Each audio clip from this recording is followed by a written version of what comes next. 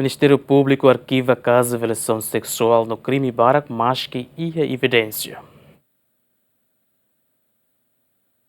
Segundo o comandante PNTL e comissário polícia Pedro Belo Hateten, mas que violação sexual no crime no PNTL serviço Macas, onde busca evidência e o processo de investigação, mas Bainhira submete para o Ministério Público, caso Hirakne sempre arquiva, mas que evidência. Tuir Pedro Belo, situação né, halo público, for sala para PNTL, também considera PNTL mas liberta é criminoso sira. E já estamos a caso de a relação com arte marciais. E também a carta é flagrante, evidência completa, mas pelo lado e o tribunal é você liberta. Liberta, né? Realidade deve acontecer. Agora, caso se não deve uma realidade deve acontecer, a solução sai da matéria que eu conto.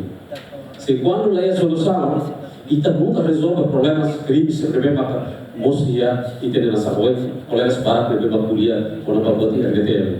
E nunca resolve problemas, se deve botar. A medida toda mas de toda é maneira liberta. A tributar caso de violação a sua feitosia. Os de maneira de detenção de que nos usa formato. Dalam kami orang kami amni ada komandansi. Tapi saya tu mana tu rasa mana tu detenção ni muka saya. Itu baru koordinação. Komandansi, kami baru orang sini macam kami ni detenção balik.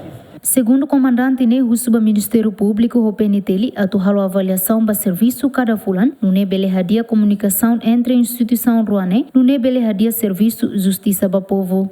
Equipa cobertura GMN.